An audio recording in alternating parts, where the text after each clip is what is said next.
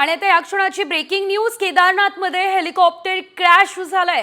Helicopter एम्सचं असल्याची माहिती आहे। केदारनाथमध्ये एअर ॲम्ब्युलन्स क्रॅश झाली आहे। लँडिंग वेळी हेलिकॉप्टर क्रॅश झालं असल्याचं कळतंय। ही या क्षणाची सर्वात मोठी बातमी आपण बघतोय। हेलिकॉप्टर क्रॅश झाली असतानाची ही साम टीव्हीची एक्सक्लुसिव्ह दृश्य तुम्ही तुमच्या टेलिव्हिजन स्क्रीनवर बघताय। मात्र आपण पाहू शकतोय केदारनाथमध्ये हा अपघात झालेला आहे। हेलिकॉप्टर थेट क्रॅश झालेला आहे। अधिकचे अपडेट घेऊयात आमचे प्रतिनिधी प्रमोद उगले यांच्याकडून। प्रमोद, एकंदरीत ही एअर ॲम्ब्युलन्स होती असं कळतंय, आतमध्ये कुणी होतं का, काय अपडेट मिळते? सेजल, ही एअर ॲम्ब्युलन्स होती आणि ही एअर ॲम्ब्युलन्स ऋषिकेश एम्स कडून केदारनाथकडे गेली होती।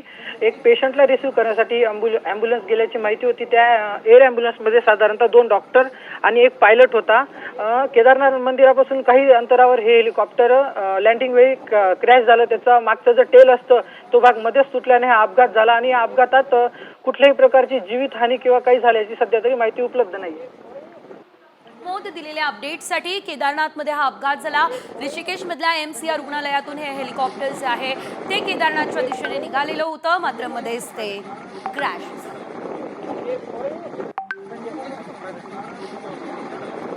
आणि आता बातमी भारत आणि पाकिस्तान, खरे तर ऑपरेशन सिंदूर संदर्भातली। भारताच्या लष्करानं पाकिस्तानचं मोठं नुकसान केलंय आणि त्यानंतर भारत सरकार डिप्लोमॅटिक पद्धतीनं पाकिस्तानवर जागतिक पातळीवरती दबाव वाढवण्याच्या तयारीत असल्याचं दिसतंय। तर पाकिस्तान कसा दहशतवादाचा पोशिंदा आहे हे ठसवण्यासाठी आणि ऑपरेशन सिंदूरची माहिती देण्यासाठी खासदारांची निवड करण्यात आली आहे। जगातील प्रमुख 7 ते 8 देशांमध्ये खासदारांची शिष्टमंडळं पाठवली जातील। यामध्ये 20 खासदारांची निवड झाल्याची देखील माहिती सध्या बघायला मिळते। जगभरात आता ऑपरेशन सिंदूरचा डंका वाजणार आहे आणि त्यासाठी एकंदरीत आपण जर बघितलं तर प्रयत्न केले जात आहेत। तर जगभरात आता आपण पाहतोय ऑपरेशन सिंदूरचा डंका कसा वाजणार, कोण कोण सहभागी आहे। एमआयएमचे असुद्दीन ओवैसी, काँग्रेसचे शशी थरूर, राष्ट्रवादी शरद पवार गटाच्या सुप्रिया सुळे आणि माजी खासदार गुलाम नबी आझाद देखील यामध्ये आहेत। माजी मंत्री सलमान खुर्शीद, काँग्रेसचे मनीष तिवारी, डीएमकेचे आपण पाहतोय कानिमोझी, करुणानिधी आणि भाजपच्या डी पुरंदेश्वरी या देखील या शिष्टमंडळामध्ये सहभागी असणार आहे। सर्व पक्ष शिष्टमंडळ खरं तर हे आहे, हे आपण पाहतोय।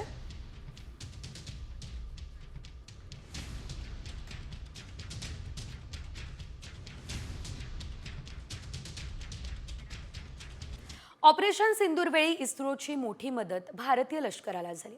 एअर स्ट्राईक वेळी इस्रोचं सॅटेलाइट सैन्याला मदत करत होतं। सीमेपलीकडून हवेत येणाऱ्या शस्त्रांची योग्य दिशा दाखवत होतं। भारतीयांवर हल्ला होण्यापूर्वी हवेतच ही शस्त्र नष्ट केली जात होती आणि त्यासाठी S-400 आणि आकाश तीरनं हवेत एक अदृश्य कवच निर्माण केलं। इस्रोकडे ऑन ऑर्बिटर हाय रिझॉल्युशन कॅमेरे आहेत। इस्रोचे 50 सॅटेलाइट कार्यरत आहे। तर हे सर्व सॅटेलाइट केवळ भारतीयांच्या मदतीसाठीच होते असं इस्रोचे चेअरमन व्ही नारायणन यांचं म्हणणं आहे।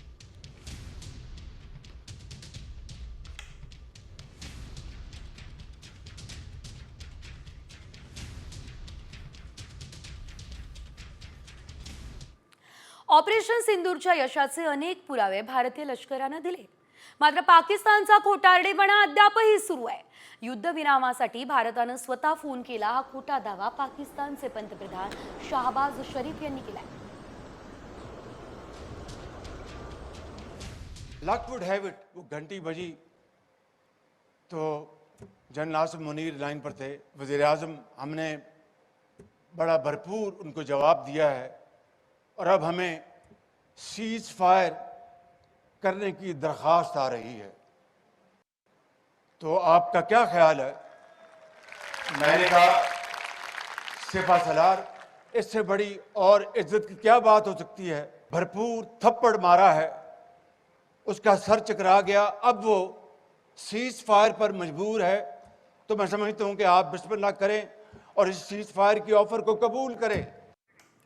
तर पाकिस्तानचा खोटारडेपणा आपण पाहिला। यानंतर अण्वस्त्रांची धमकी देणाऱ्या पाकिस्तानच्या अण्वस्त्रांवर आता अमेरिकेने ताबा घेण्याची गुप्त योजना आखली। ही योजना काय आहे, पाकिस्तानला अण्वस्त्रांची धमकी कशी अंगलट येणार आहे, यावरचा हा खास रिपोर्ट। अण्वस्त्रांची धमकी पाकच्या अंगलट येणार।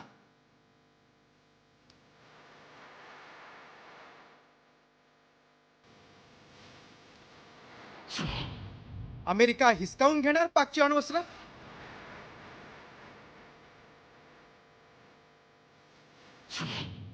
अमेरिकेनं बनवला तगडा प्लॅन.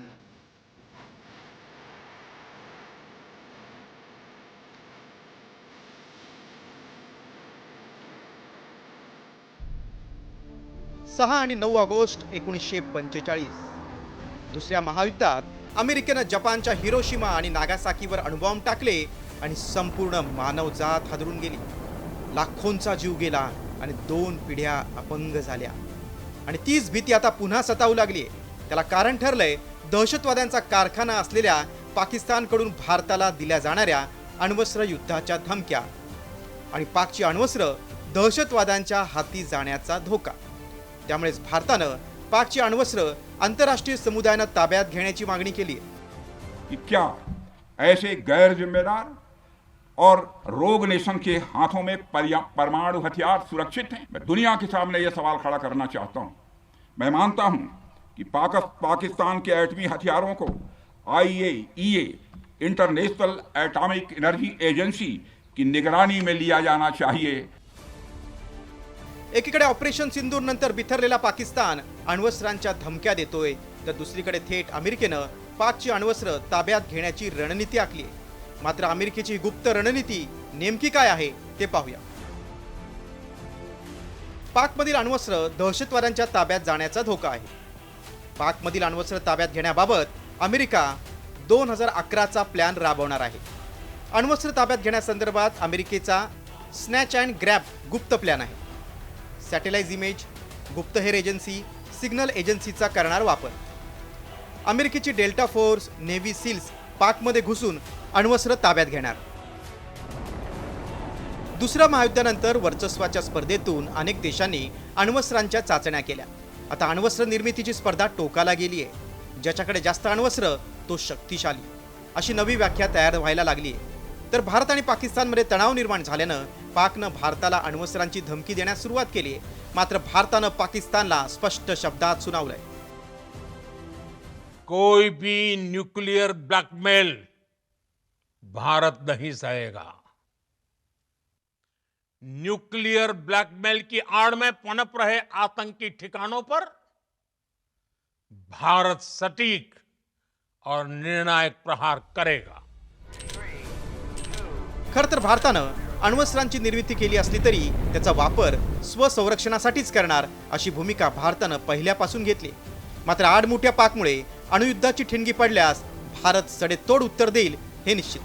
त्यामुळे हिरोशिमा आणि नागासाकीच्या राखेतून निर्माण झालेली शांतता धोक्यात येण्यापूर्वीच आंतरराष्ट्रीय समुदायानं पाकची अण्वस्त्र ताब्यात घ्यायला हवीत.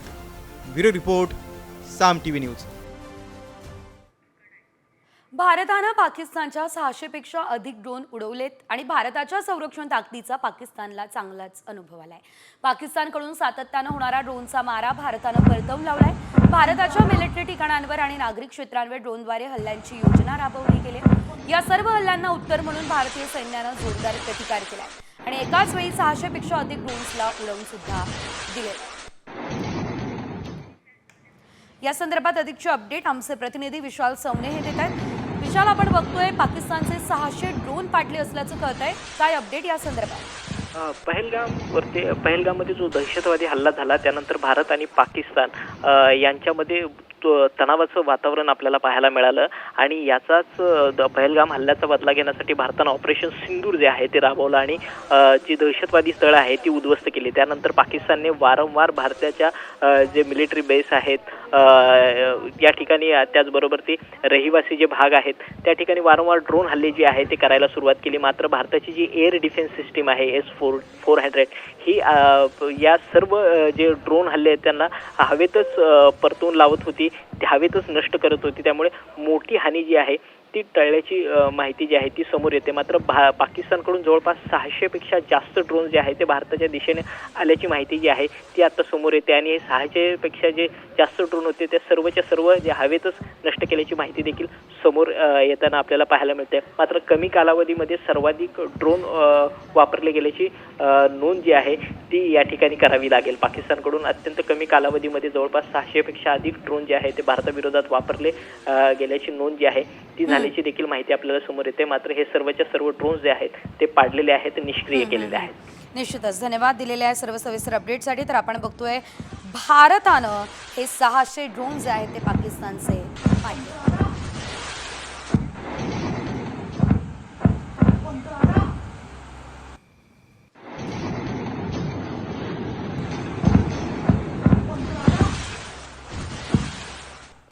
आणि पुढे बातम्यांचा वेगवान आढावा. पाकिस्तानला भारतासोबत संबंध सुधारायचे असेल तर त्यांना त्यांची विश्वसनीयता सिद्ध करावी लागणार आहे. पाकिस्ताननं काही दहशतवाद्यांचं प्रत्यार्पण करावं असा आग्रह भारत करू शकतो. त्यामध्ये हाफिज सईद, मसूद अझहर, दाऊद इब्राहिमला भारताच्या ताब्यात देण्याची मागणी लवकरच पाकिस्तानकडे केली जाणार आहे. ध्रुव राठी याच्या पाकिस्तान विरोधी वक्तव्यानंतर पाकिस्तानमध्ये आता संताप व्यक्त केला जात असल्याचं दिसतंय. बायकॉट ध्रुव राठी आणि युट्यूब बंदीची मागणी पाकिस्तानी नागरिकांनी केली आहे. ध्रुव राठीने त्याच्या एका व्हिडिओमध्ये पाकिस्तानला दहशतवादी देश आणि विश्वासार्ह नसलेला म्हटलं, त्यामुळे पाकिस्तान प्रचंड संतापलाय.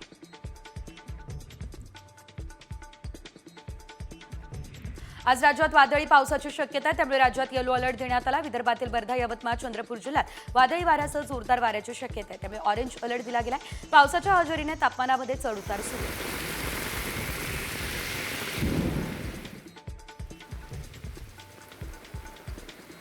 हवामानाच्या अंदाजानुसार काल सकाळपासून बुलढाणा जिल्ह्यात ढगाळ वातावरण होतं. सायंकाळच्या सुमारास धाड परिसरामध्ये मुसळधार पाऊस झाला. या पावसाने धाड गावाजवळून वाहणाऱ्या बाणगंगा नदीला पूर आला. या पुरामुळे धामणगावशी धाड गावाचा संपर्क तुटला. विजेच्या कडकडाटासह आलेल्या या अवकाळी पावसानं नागरिक हैराण झाले.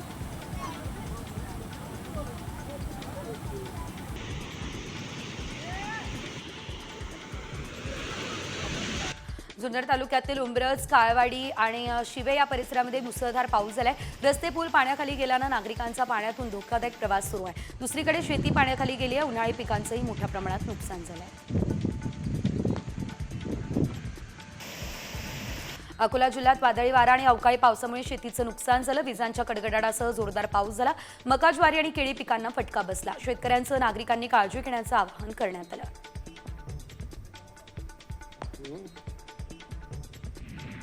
तुर्कस्तानातून येणाऱ्या सफरचंदांवरती बंदी घातल्यानं काश्मीरची सफरचंद मोठ्या प्रमाणात बाजारात दिसत आहे. भारत विरुद्धच्या लढाईमध्ये तुर्कांनी पाकिस्तानला मदत केली, त्यामुळे भारतीयांनी तुर्की फळांवर बहिष्कार टाकलाय.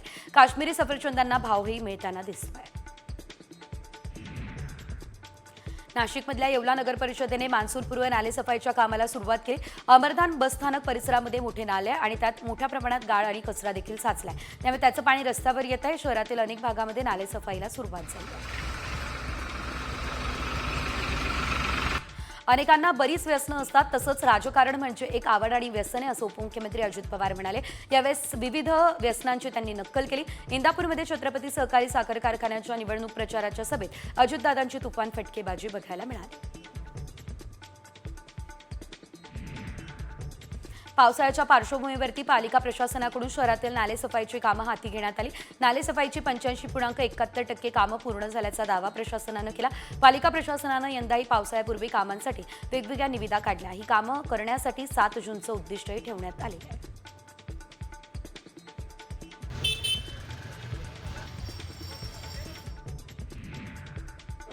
मी आता लोकांना भेटणार आणि त्यांचे प्रश्न सोडवणार. केंद्र सरकारने जगभरातील देशांमध्ये भारताची भूमिका पाकिस्तान सोबतच्या संघर्षाबद्दल सांगण्यासाठी शिष्टमंडळ पाठवण्याचा निर्णय घेतला. ही अतिशय चांगली गोष्ट आहे, कारण खरी न्यूज लोकांपर्यंत आणि विशेषतः विविध देशांमध्ये पोहोचली पाहिजे. ही एक चांगली डिप्लोमसी आहे की ज्यामुळे भारताची भूमिका आणि युद्धाचं सत्य हे सगळ्या जगापर्यंत पोहोचेल आणि पाकिस्तान हा दहशतवादी देश आहे हे त्या ठिकाणी लोकांमध्ये विशेषतः जे काही वेगवेगळे देश आहेत त्या देशांमध्ये प्रस्थापित होईल. पक्षांना सांगावं लागत आहे की तुम्ही निवडू नका, आम्हाला निवडू द्या. केंद्र सरकारने पक्षांना सांगावं लागत आहे आमचे हे नेते घेऊन जा असं काही पक्ष आग्रह धरत आहे. नाही, मला त्याची कल्पना नाही. तर आपण बघितलं या दरम्यान मुख्यमंत्री संवाद साधत होते. जनता दरबारचा आजचा दुसरा दिवस असल्याचं त्यांनी म्हटलंय आणि मी नागरिकांच्या समस्या सोडवणार असल्याचं देखील ते या दरम्यान म्हणालेले आहेत.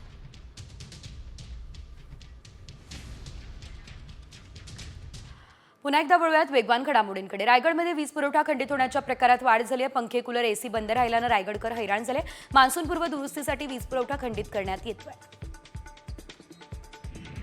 मुंबई पालिकेने कर्मचाऱ्यांसाठी 12 लाखात घर अशी योजना आणली, मात्र बाहुलमध्ये प्रकल्पग्रस्तांसाठी बांधलेल्या घरात कोणीच राहायला तयार नाही. त्यामुळे 13 घरं ही रिक्त आहेत. कमी अर्ज असल्यानं कमी प्रतिसादामुळे घरांच्या बाबतीत काही अटींमध्ये शिथिलता आणली आहे, मात्र तरीही घरांना अल्प प्रतिसाद कायम आहे.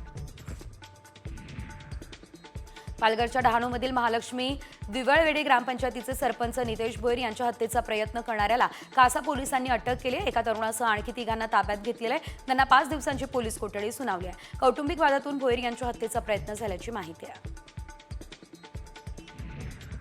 इंद्रायणी नदीच्या ब्लू लाईनमधील 29 बंगल्यांवर आज तोडक कारवाई होतीये. पिंपरी चिंचवड महापालिका पोलीस बंदोबस्तात कारवाईला सुरुवात झाली. सुप्रीम कोर्ट आणि राष्ट्रीय हरित लवादाच्या निर्णयानुसार सर्व बंगले आज पाडले जात आहेत.